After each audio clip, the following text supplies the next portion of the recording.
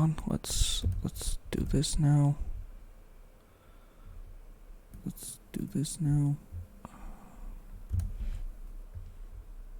Let's do this now. Share on Twitter. Let's do this now. Share on Twitter.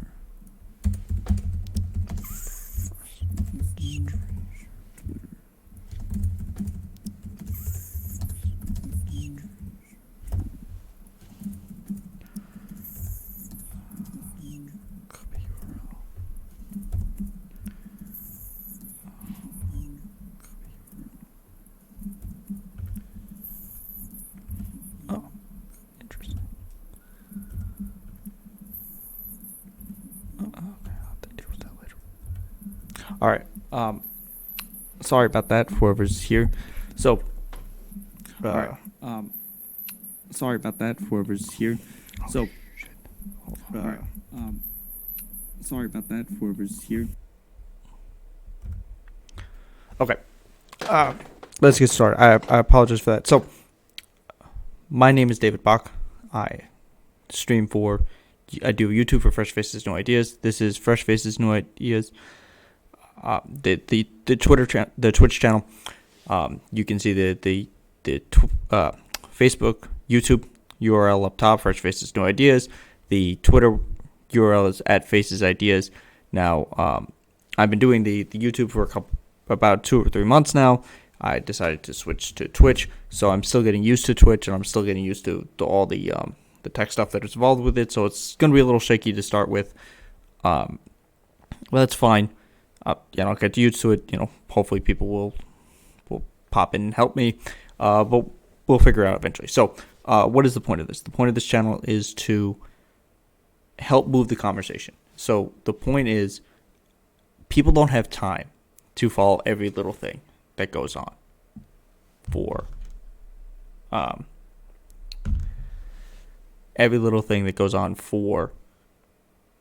politics. It's very difficult to keep track of all of it. So the goal that I have is to make it easier to follow. So you only have to follow me for however long I'm streaming here, and then the small bites that I put on YouTube. It's when I talk about different topics, whether they be the different bills that passed. I've covered the Equality Act, the George Floyd Policing Act, the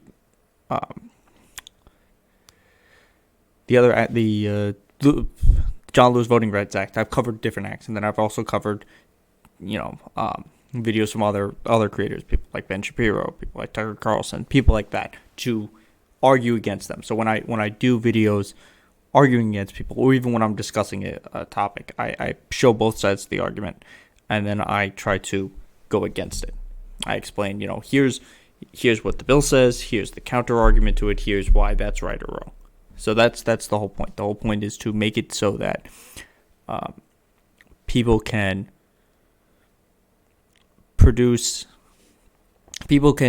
follow what's going on in the news in just the easiest way. Simple facts. These are the things that's going on. This is not spin. This is what the bill says. Here's the arguments against it. Here's why they're right or wrong. It's very simple. The whole point is to just cover everything that's happening. And then from there, it is to, eventually I'll put my opinion in. So that's where we are for here. So please, if you're just coming in, you can follow me here on Twitch, twitch.tv/FreshFacesNoIdeas. You can follow me at Twitter @FacesIdeas. You can follow me on YouTube @FreshFacesNoIdeas. So those are the 3 places where you can follow me now.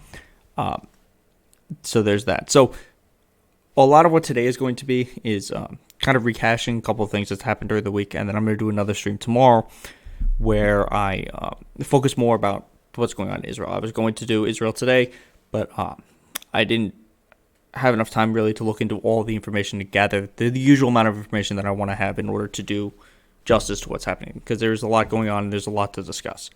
So today is going to be mostly recapping stuff. It's the intro stuff to, tell people, hey, look, this is who I am. Here's what I'm doing. And then it's going to recap some of the things that have happened during the week. We're going to go over Liz Cheney, what happened with Liz Cheney. We're going to talk about the Columbia pipeline and the response side. And then a good thing that's happened since then, which is the creation of this new wind farm that is going to happen. So we're going to talk about that. There's an unfortunate update to the migrant, what's currently going on with migrant children. There's a new story about the whistleblower in Florida that's going to be talked about. I'm going to discuss both, the impacts of this story and, how does it shape the narrative. The CDC just relaxed their guidelines. That I'm sure that's a lot of what people know from yesterday. The good and the bad of that. We're going to see some of the people's responses to that. We're also going to see today they agreed in principle on a commission to figure out what happened on January 6th. And then they're going to bring votes to the floor about it, both to do a funding and then to the actual creation of the committee. So we're going to talk about that. And then Louis Gohmert today has also said some gaslighting stuff. Thank you for that response. I appreciate it. So very quickly, that was it for the intro. That's how these streams are going to go. I'll do the intro. I generally do an overview of the different topics that I'm going to cover, and then I'm going to go over the list of them. For this first one, I didn't go and look for all the articles because it's not. It's a little further now, and now it's very just easy to explain what happened. So basically, the third ranking member of the Republicans in the House was Liz Cheney. Liz Cheney is the daughter of former Vice President Dick Cheney.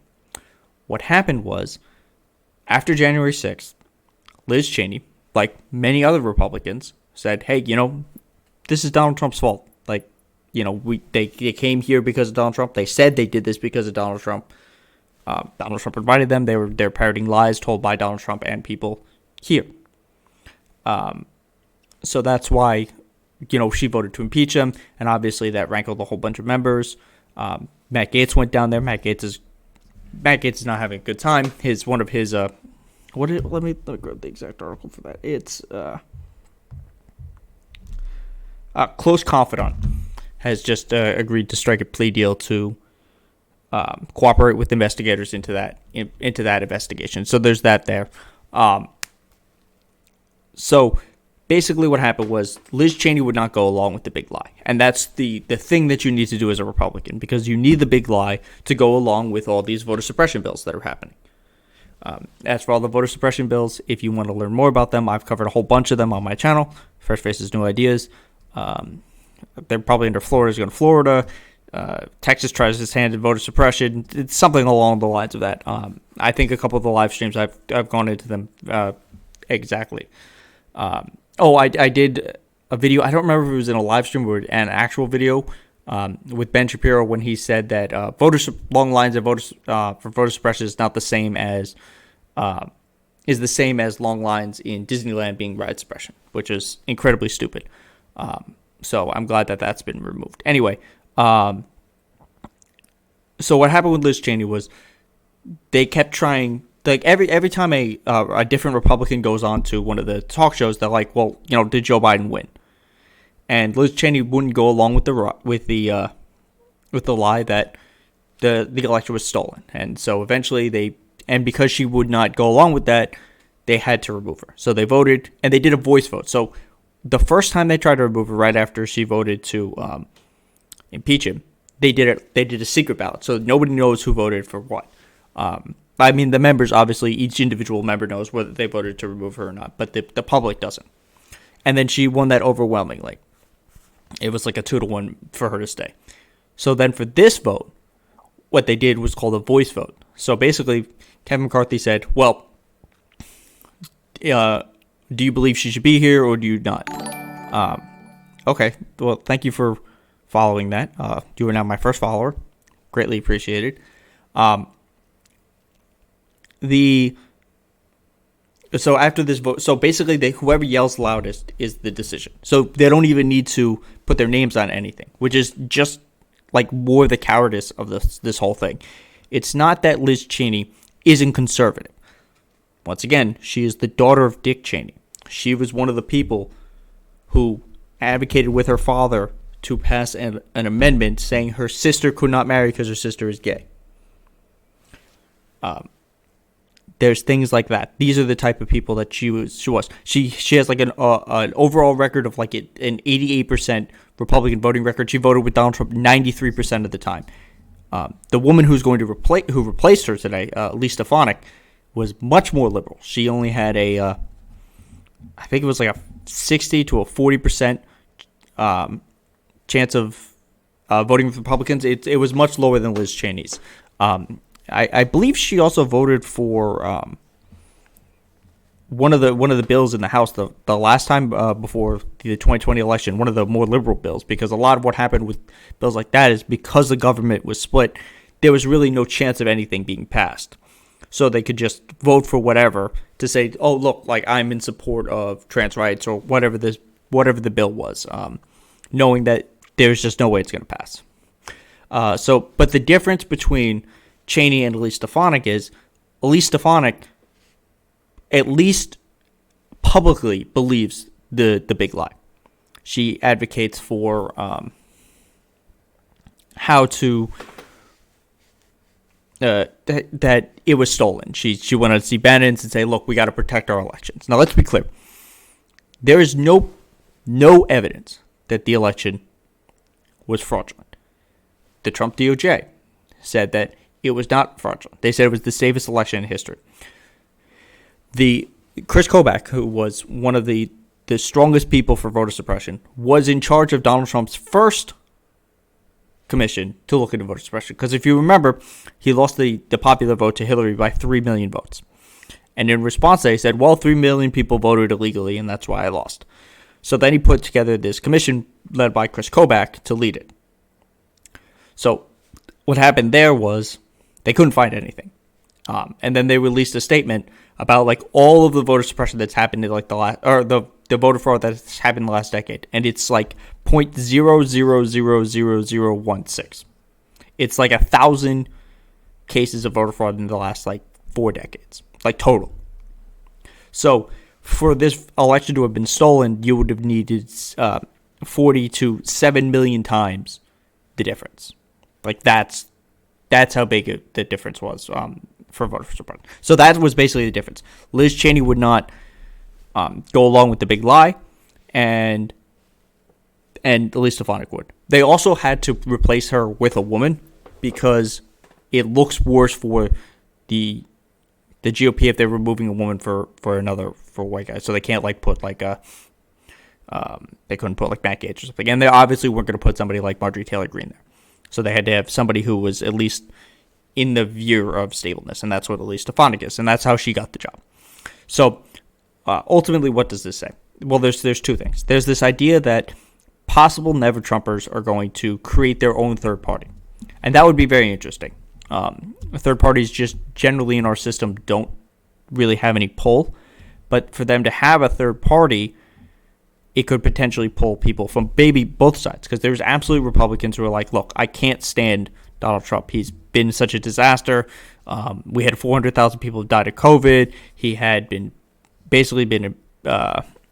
he had already been impeached. There was scandal after scandal. It was just a disaster first term. And they were saying, okay, well, we're going to vote for Joe Biden, not because we like Joe Biden more, but because Donald Trump is so terrible. So there's that. And then there's this other side where it doesn't appear that there's any constituency in the Republican base for a non-Trumpian candidate. We tend to see that through polling, almost all of the Trump ideas are the ones that are popular with their base. That's why recent polling showed like 70% of them believe the election is stolen, or he has like an 80% approval for running in 2024, and he's like a 93% approval rating among Republicans. So things like that force the issue. So that's why it's interesting. I would be interested to see if they actually do that. There's no way that a never Trump Republican would win any national election for president. They just don't have the base behind them. It just would not happen. So we'll see what happens there. Also, the people who are doing this are people who have already been run out of the party. Jeff Flake. There was the two guys who ran against Donald Trump in the primary, because Donald Trump actually did get primaried. It was a joke because the Republicans were so far behind him, and he had already controlled a lot of the state apparatuses as it was. So there's things like that came up and stopped any type of primary. Generally, you're not going to primary a popular president at the end of their first term. It's generally not going to happen, much less upset them. So is that. So ultimately, what it comes down to is the Republican Party has decided that it's more important to have people believe the big lie and be loyal to Trump, because that's their party line. Oh, and then there was that famous quote. There was that one. Well, it's famous. It's going to be famous. I'm going to repeat this all the time. I'll look up exactly who said it later. One Republican said that the reasoning for removing Cheney, and he gave an example. He said, if you had a Democrat in leadership who didn't believe in climate change, they would no longer be in leadership. And he's right. The problem is, in that analogy, climate change is real. It's an actual thing that's happening. Versus what you're arguing, which is, well, we need her to support the big lie because that's what our base believes. That's what Donald Trump believes. So in that analogy, you're arguing that your lie is more important than the truth, versus where their lie is not going to match up to the truth. So there's that difference there. So that's what it is. So Cheney's out. It's going to be very interesting to see what the GOP does now, because leading into this now, Matt Gaetz appears to be in more trouble legally. Marjorie Taylor Greene allegedly verbally went after, started yelling after AOC. One of her aides just tried to heckle Eric Swalwell, and then a video came out today of her and a whole bunch of other people. Basically, this was before she was in office, so last 2019, going into the Capitol, finding AOC's office and just yelling at them through the mail slide. Whether she was there or the door was locked is irrelevant. And I think one of the people in that video was part of the January 6th riot. That's what I think I've seen. But I'll probably cover that either tomorrow or Sunday or Monday. I'll find the time to just talk about that briefly. So that's what she's trying. Kevin McCarthy has to try to balance this this Trump era Republicans and all these they're like the new Tea Party version of the Republican wing.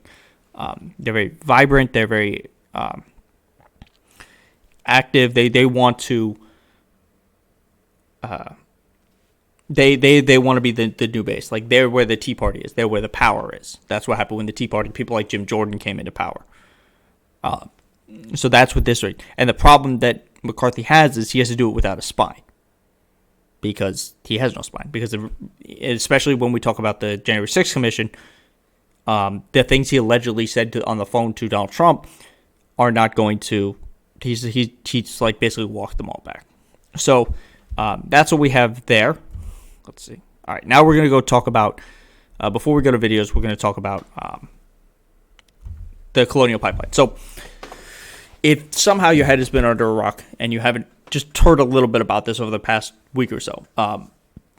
Colonial Pipeline is a gas company. They produce oil, or they have oil transferred through 47% of the East Coast. And earlier this week, or over the last weekend, they got hacked. They got a ransomware attack. They basically shut down their production. This lasted till Wednesday. They turned on their production Wednesday.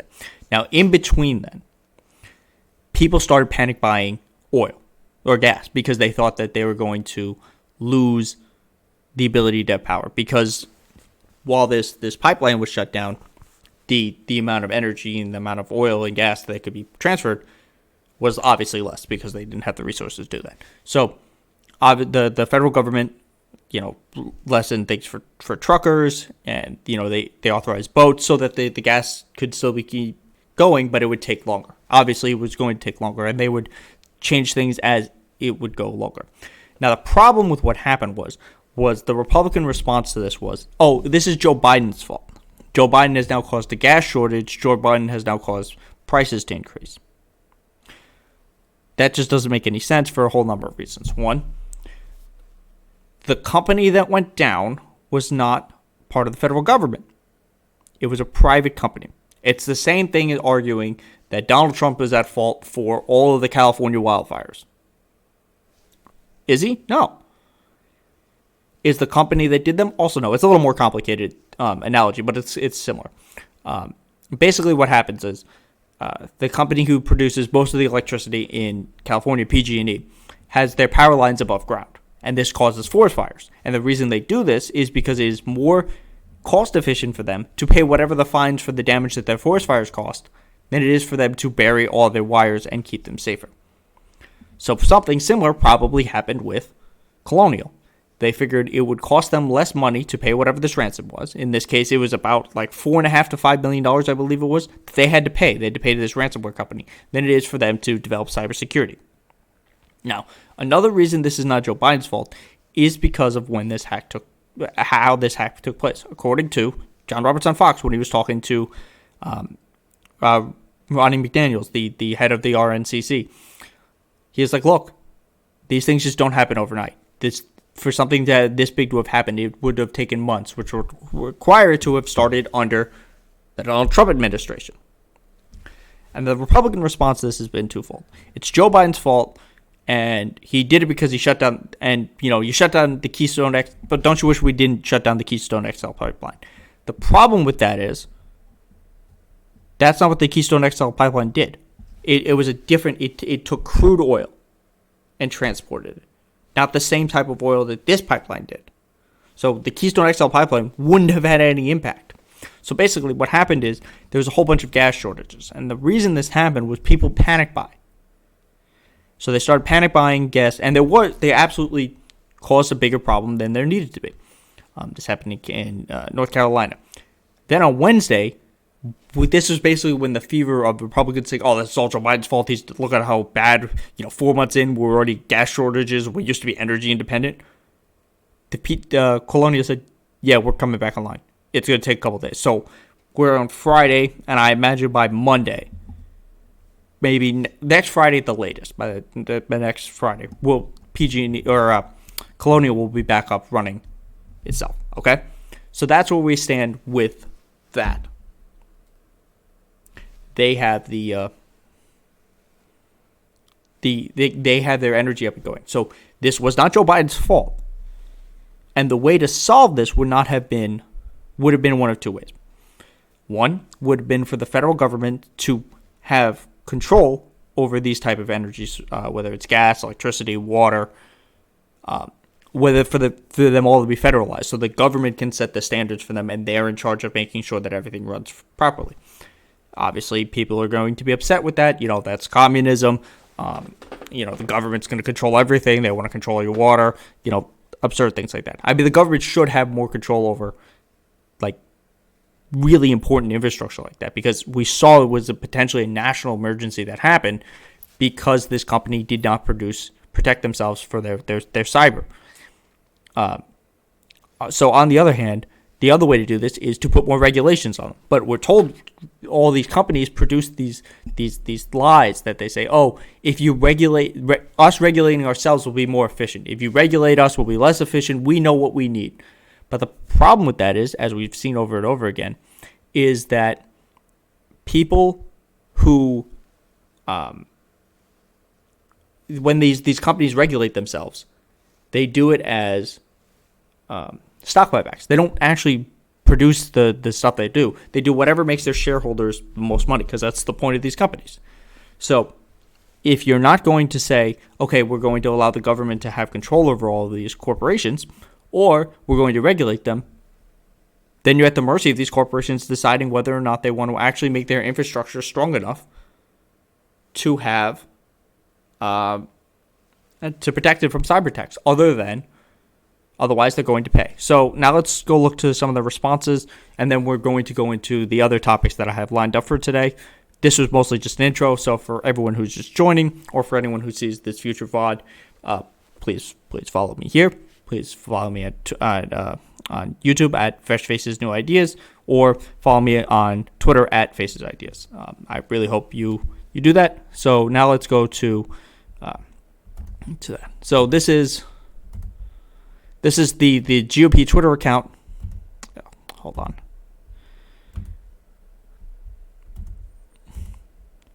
This is the GOP Twitter account.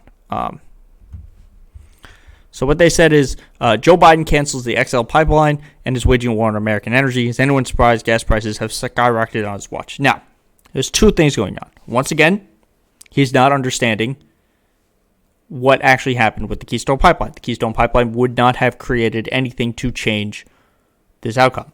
Two, gas prices are skyrocketing. Now, the difference in gas prices under Trump and under Biden are minuscule. They have gone up. Why have they gone up? Well, under the last year of Donald Trump, I don't know if you remember this, but we were in a pandemic where a majority of people had to stay home.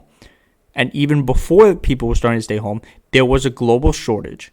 There was a surplus of gas, which caused gas prices to drop. Like at one point, the barrel that the oil was in was more expensive than the oil itself. So that was happening. So this is not having anything to do with energy. The way for us to be actually energy independent is to produce things like green energy, whether they are solar panels, whether they are wind turbines, whether we put a little bit more into nuclear while we coordinate the economy to a more green energy is different.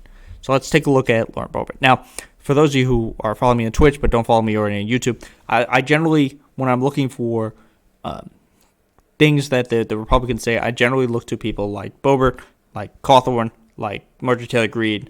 I do look for Ted Cruz as well. But the reason I pick those are not just because they're the loudest and most ridiculous, but because they're the ones who understand what the base wants. And especially someone like Madison Cawthorn, because unlike the other two who are objectively stupid people, Madison Cawthorn understands what the base wants in the sense that he's just there to lie to them, because almost everything about Madison Cawthorn is fake, and his staff is filled more with people who want to, more with people who are media people than they are for policy people, because his whole goal is to just produce the idea that he's doing anything rather than actually doing anything. So let's take a look at what Lauren Boebert said. So she says, so now America is a country that pays ransom money to hackers and tries to lie about it. So this is not obviously on Biden. I actually got into an argument with somebody about this one. Let's be clear about who paid this ransom. It was the Colonial Pipeline Company. They paid this. And the reason they paid it is because they did not invest enough into protecting their own systems from something like this happening. And this is something they should have known because this hacks like these are starting to become more and more recent. We know that under the 2016 election that the Russians hacked into every single state's voter rolls. They didn't change any votes, but they got into the voter rolls of every state. We know that people have been trying to increase the defense of our infrastructure for a while, but these bills have been blocked over and over again. So, yes, it is bad that this company paid for it, but they basically brought it on themselves. So let's see what Ted Cruz had. Now, Ted Cruz is really good at getting dunked on by himself. So he says he's responding to Chuck DeVore, who I don't know is, gasoline outages pile up with nearly a quarter of North Carolina gas stations out of fuel. And Ted Cruz's response is welcome to the Green New Deal. Now, Ted Cruz is very dumb here. No part of the Green New Deal has passed. Also, Joe Biden doesn't support the Green New Deal. Joe Biden's bill, his infrastructure bill, is basically Green New Deal light. He doesn't go as far as the Green New Deal does in order to combat all of the different things that we need to deal with when it comes to climate change. So there's that. It just isn't a thing that's happened at all. Remember, when Texas froze a couple months ago, they blamed the Green New Deal and the windmills on it, even though there's stations powered entirely by wind in the Arctic. Like, that doesn't make sense. Also, Texas is on its own separate grid. And so 200 people died, and it had nothing to do with the Green New Deal. Although, speaking of the Green New Deal and green energy, this is some good news.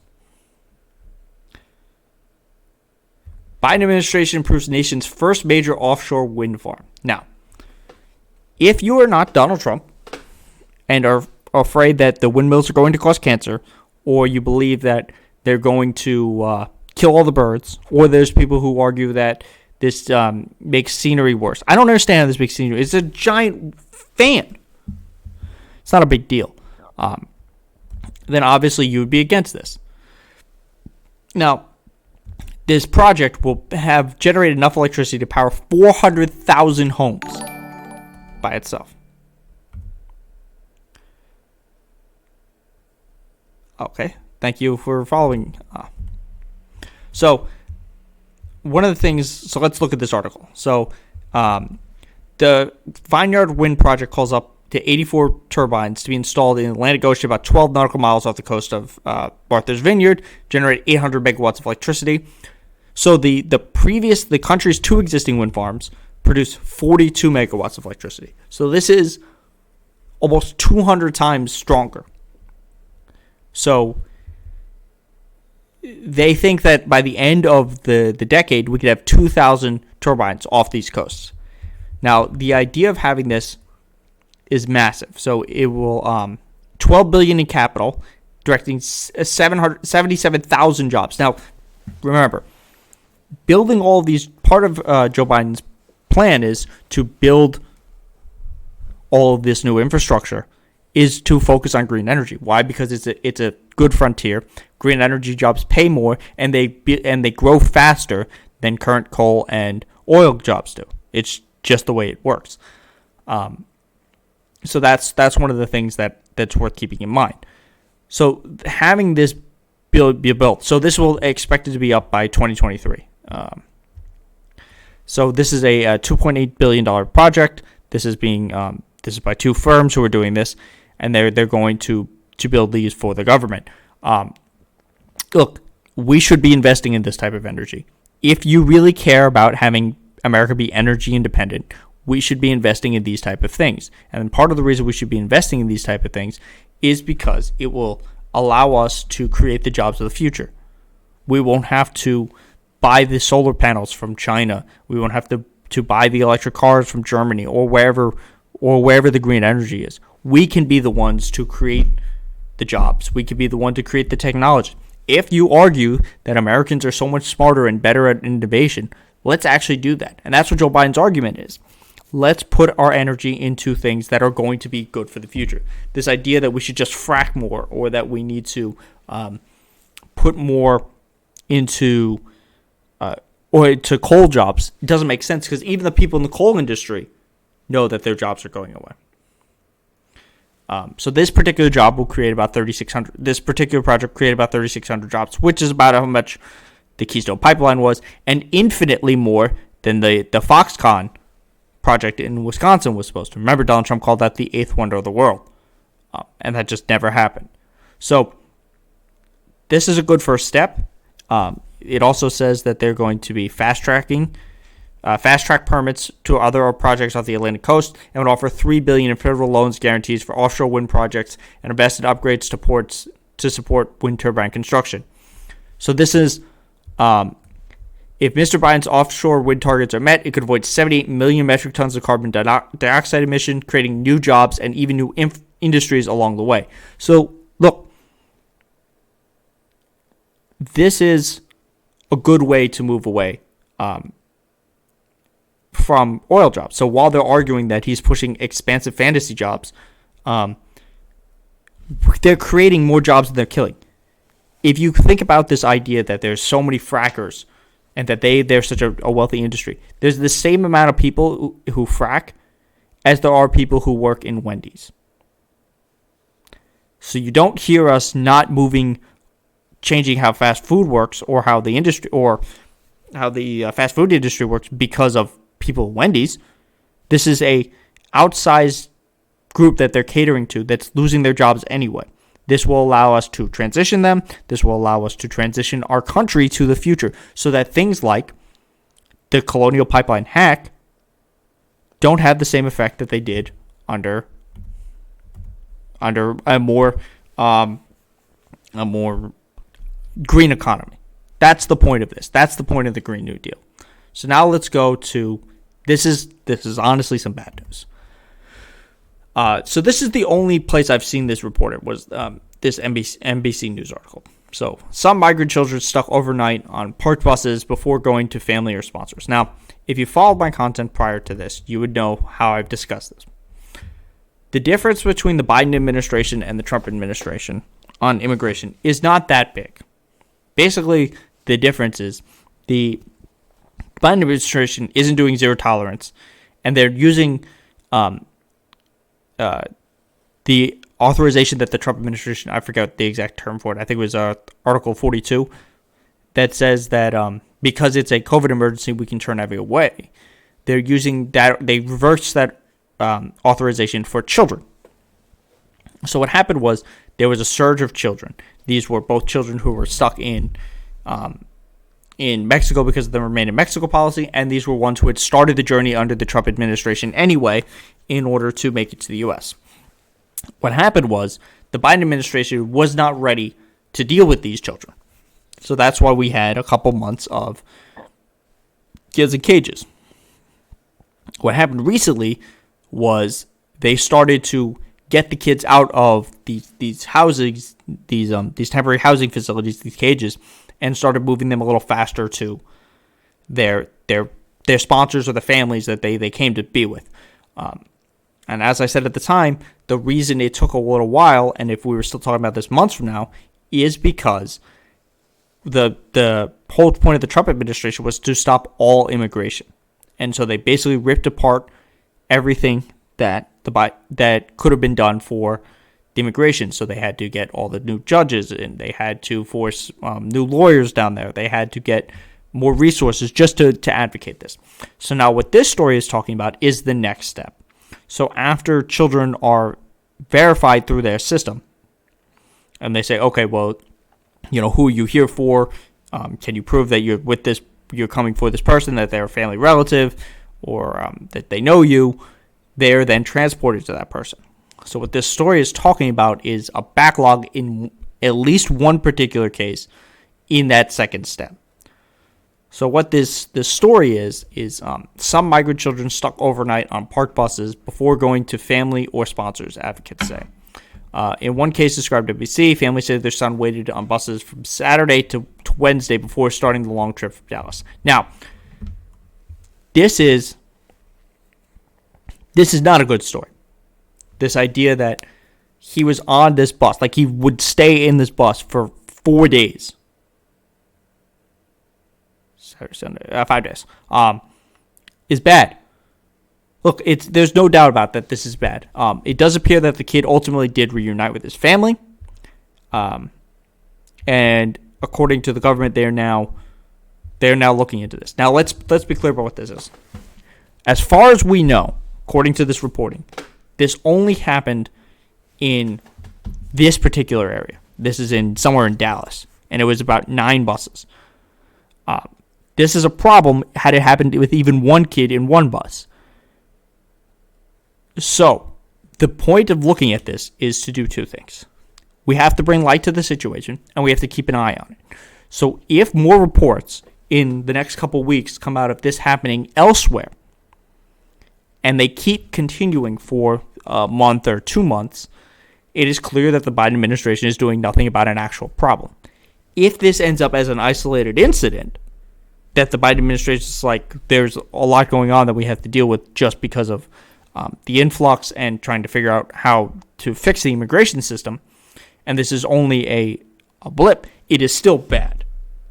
But it shows that if this is a one-time thing, it shows that they're actually able to see the impact of this, and they're able to deal with it. So that's good. So I'm going to say to this the same thing I said about the kids in the cages. Just because it is a bad story right now doesn't mean we have to assume the worst already. We need to watch this. And if this is a continuing trend, it is a problem.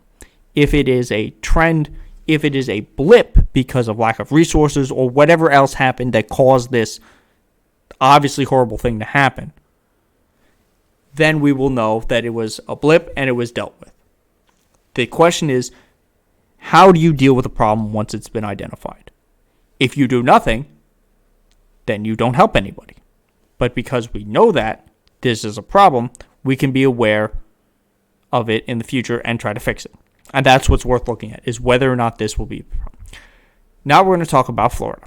Now, this is the New York Post. This woman is the alleged whistleblower in Florida.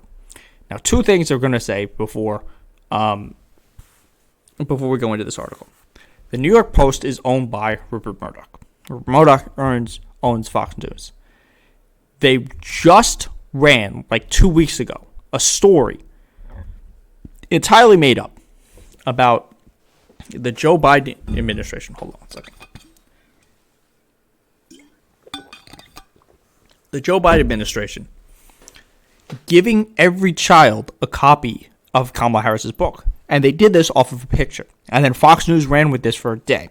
So when we are looking for points of data in actual news stories, it is good to know where the sources come from. It is also good to see who else is reporting on this. And as far as I could tell, because I looked into this, they are the only ones reporting on this. So basically, this article says that this woman, and I've spoken about her, she was the one who said that in Florida, they were telling her to alter data in order to make it look like the COVID virus wasn't as deadly and that it wasn't as bad in Florida as it was in other states. Well, this was done to make Trump look better. This was done to make DeSantis look better. And it has worked to some extent because DeSantis is considered the heir apparent to Donald Trump right now.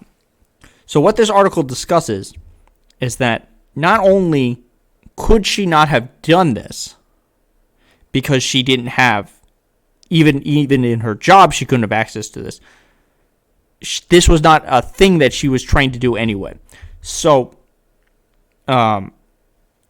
it also goes into detail about how she, was a problem at work, problem in her past, and the things she did about while she worked there, and basically how she came along to this. But debunking this, and then it goes into her being arrested because we've seen the video about her, of the police breaking in. Apparently, they're arguing that was staged. Now, let's be clear. I have data on this. I will point to that in a second. This idea that Republican states did so much better at COVID simply because they weren't locking down and weren't wearing masks and didn't and let people decide for themselves, and that's why they did better, goes against all available data that we have. It just does. Every time we've seen a place have this type of I haven't seen the National Review article. If you can link that to me, I'll look at that and I will cover it. It just doesn't make sense based on the numbers. Like, if you look at the states, think about the places that have been hit hardest by COVID. It's been places like Brazil. It's been India.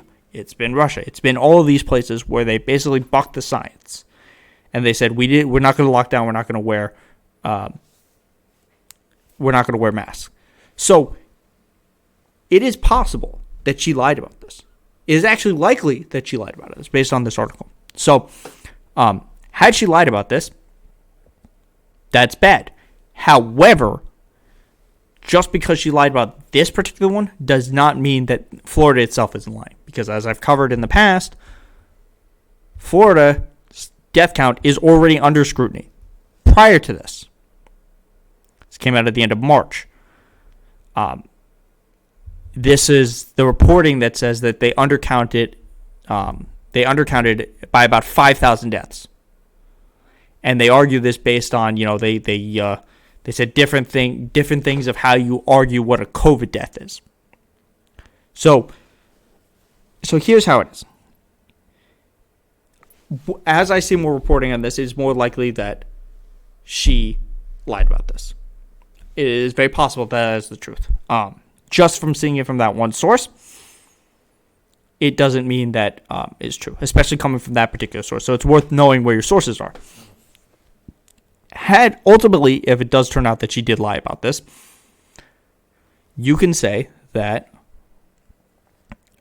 it is a problem that she lied. And obviously, people were too quick to believe her because it fit too much of a narrative, and it was bad that she lied. And I know she did try to do a lawsuit that was dropped. It's not clear ultimately what happened with her arrest. The article doesn't really talk about that. But just because this case is a lie does not mean the overall fear is a lie, because there's other people who are reporting on Florida and saying that they were lying about their numbers, and there's data to back that up. So that's where it is. It also cannot be said enough that it would go against all available data we have that a state like Florida, with its population, ignoring COVID restrictions, lockdowns, mask wearing, things like social distancing, would have such a low death count. I mean, obviously it's going to be less than places like California and places like New York, which were denser and hit earlier, and obviously Cuomo fucked up a lot when it came to the nursing homes. So it was very clear that he screwed up there.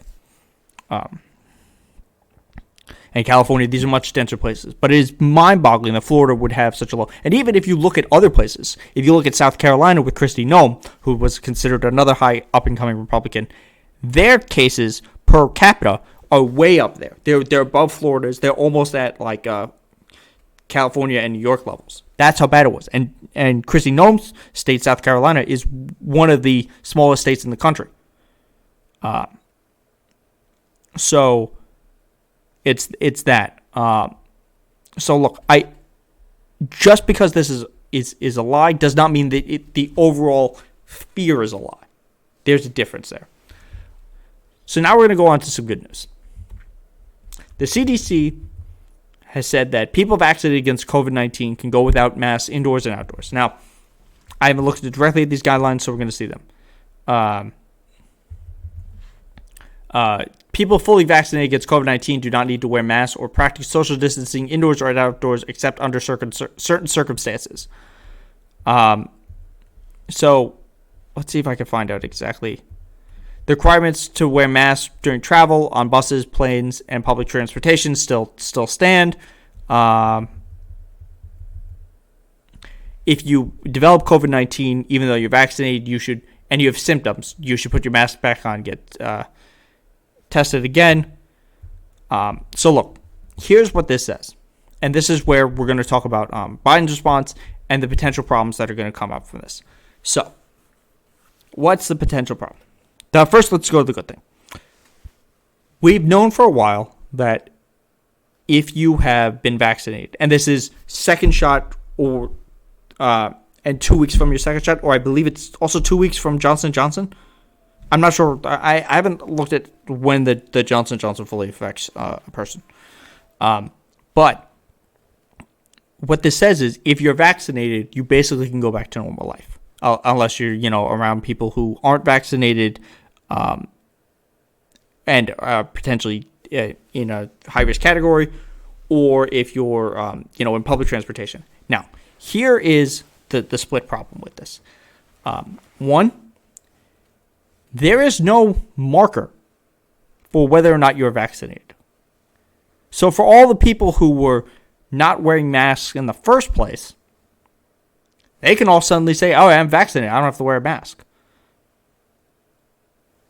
So there is going to be still people who have COVID and aren't vaccinated going around in their lives. The plus side to this is these vaccines are super effective.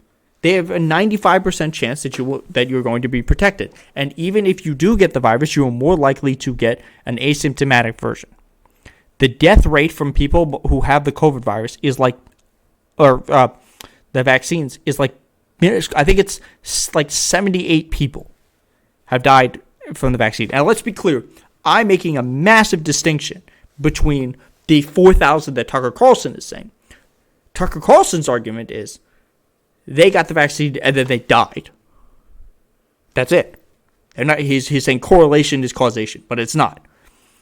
What I'm saying is, of the, I think we're like 200 million people have been vaccinated, at least one dose, who've gotten the vaccine. It's like 78 people died from COVID.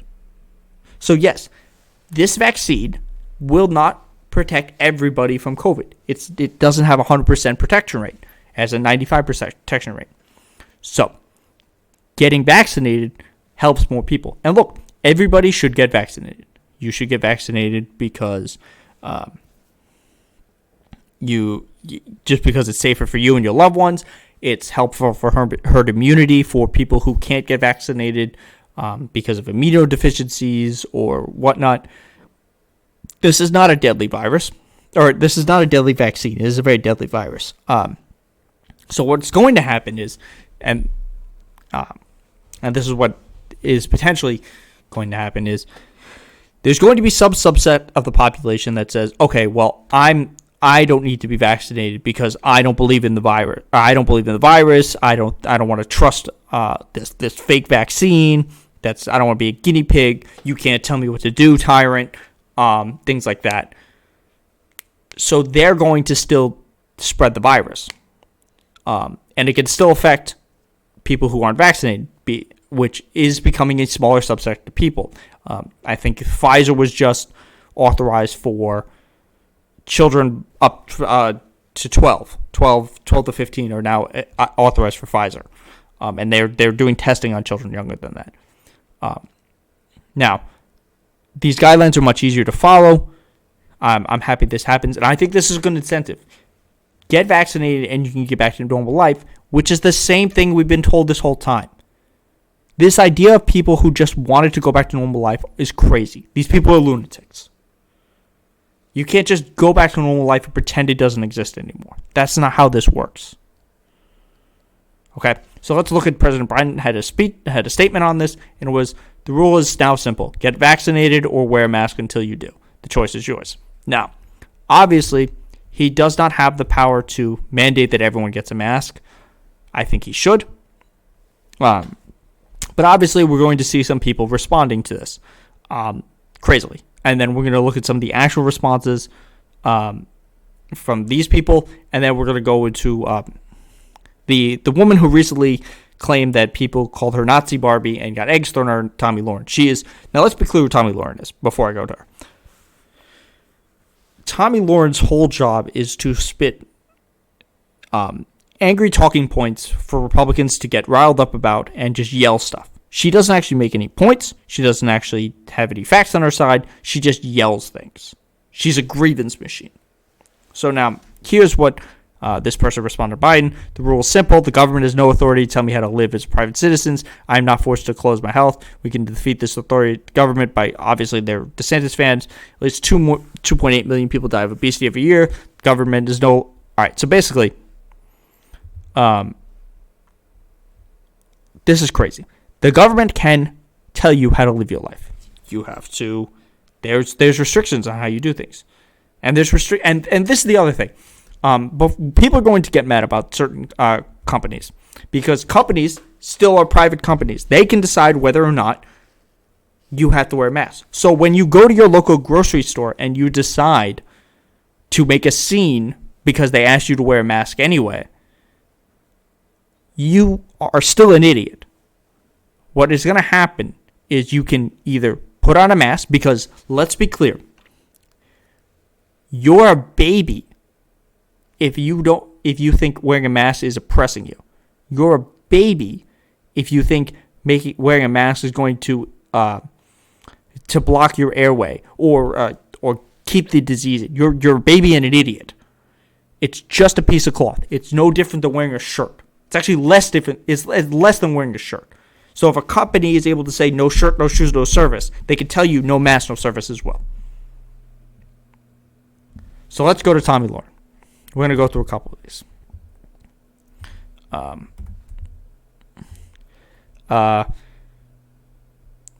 So explain this to me. Vaccinated and masked people are still getting COVID. I do not wear a mask and have not been vaccinated, never have COVID. So this makes no sense. You can still get COVID with the vaccine. The difference is, if you get COVID while you have the vaccine, it is more likely that the case you get is going to be mild to asymptomatic. Versus if you don't have the vaccine, where you're likely to get a case, where you're more likely to get a mild case, a intermediate case, or a deadly case. And let's be clear, just because you get a case of COVID that doesn't kill you, doesn't mean you don't have longer effects. Also, this idea, she's one of these people who says, "Oh, I've never had COVID." Weird. What is your point? That just means you're lucky. You can do everything right and still get COVID. You can also do everything wrong and not get COVID. It happens. These things are not causation and causality. Who else is having a mask burning part? This is a thing she keeps doing. Look, I'm sorry you're such a baby that you can't understand wearing a mask is not imposing on your freedoms.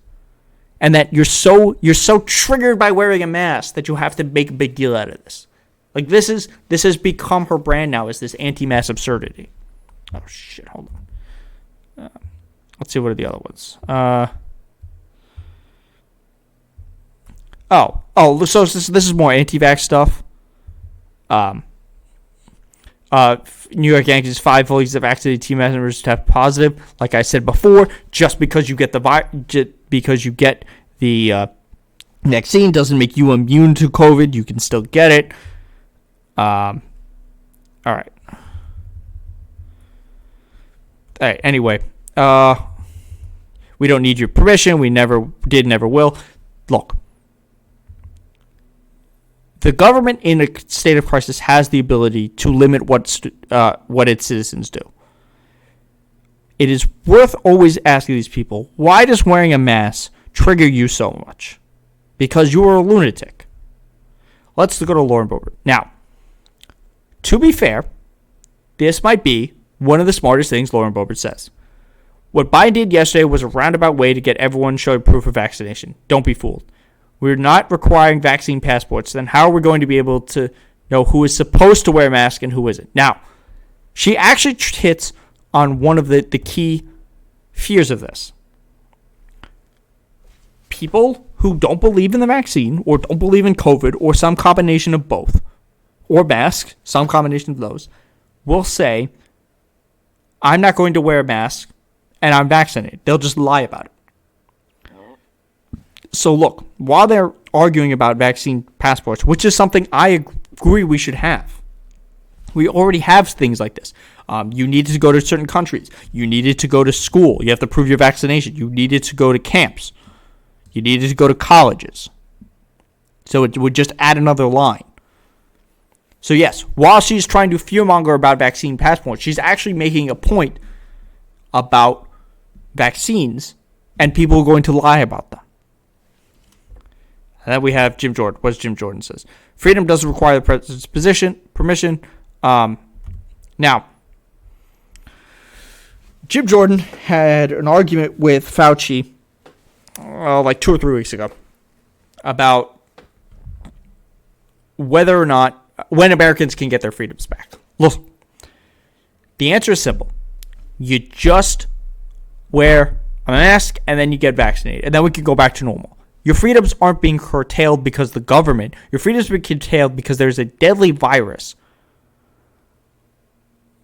and is killing people. And the way to deal with it is to limit certain things. So people like you, Jim Jordan, are actually making it worse by claiming this is about freedom. So I hope you know that, and I hope you're aware of that. So now we're going to move on to January 6th. what happened is an insurrection. Now, Louis Gohmert, today, this happened about 3 hours ago, is going to make a statement that has been repeated a bunch. Now, I have a video about this I put up yesterday. They had a hearing with some of the Capitol members and the Capitol Police members and one of the Joint Chiefs of Staff, I believe it was, and there was a couple of Republicans. There's Paul Gosar. Paul Gosar, who is one of the people who started he's one of the people who did the Stop the Steal event. Like, he was an organizer of it. He's also, and this is worth always remembering, that no Republicans called him out of this. During CPAC, there was a congruent event going on called, I think it's ACPAC, and it was basically a white nationalist convention. And Paul Gosar spoke at that. And people like Nick Fuentes were why, we're running it, and that's how you know it was a white nationalist organization. Nobody's ever called Paul Gosar out there. He said that, so what he said about during this hearing was that Ashley Babbitt was executed by the state even though she was just a tiny little woman wrapped in the American flag. And then you had Representative Doyle, I believe it was, who said that basically if you didn't see the footage from outside the Capitol, you would think that it was just a tourism day, a regular tour of the Capitol. You have people like Dinesh D'Souza push these type of things anyway. So Louis Gohmert said that it's not an armed insurrection because they didn't have firearms, even though confiscated by police, and there are federal people facing charges for having access to firearms or ammunition. These people confiscated weapons like baseball bats, a spear, chemical irritants, knives, and other items. These are things that people were armed with. He's like, no, they don't count. He's arguing that this is criminalizing political protest. Now, let's be clear. There are people who are criminalizing political protest. They're in Florida. Florida passed a bill that if you are that strengthened their ability to declare what a riot is. So they believe 3 people are getting unruly. The whole event is now in a riot, in which case you can be run over, and the person who runs you over will face no legal charges. It expands what is the criminal penalties for that, and it takes away your right to vote if you're criminalized from these penalties. So there are people doing that. This is not what's happening. This is the people who attacked the Capitol and committed a massive crime paying for that. So finally, we're going to go to the House Democrats. So this happened, I think it was today.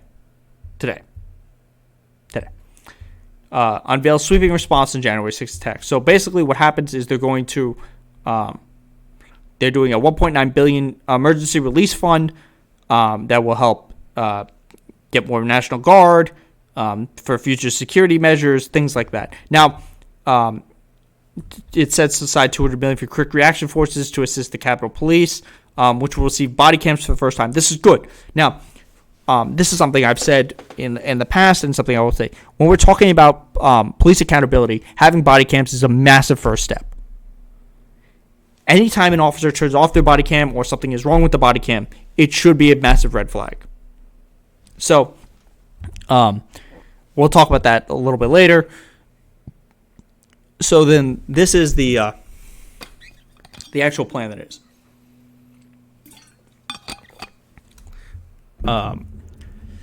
The bill to establish the January 6th Commission would come to the floor as soon as next week, and is modeled after the bipartisan study of events leading to the September 11 terrorist attack. The floor vote will follow by the emergency funding bill.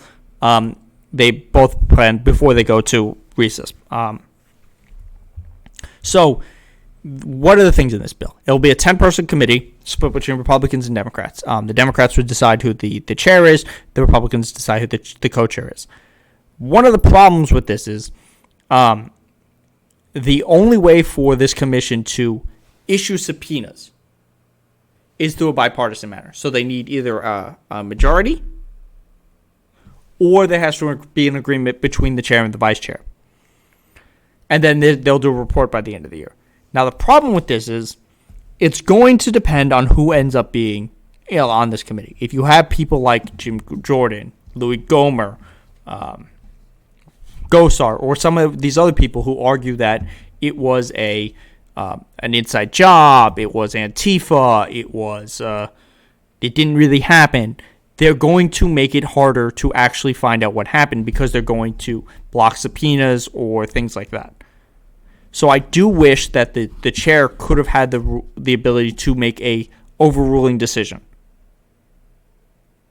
because there will absolutely be subpoenas that will not go based on partisan lines. That is absolutely going to happen.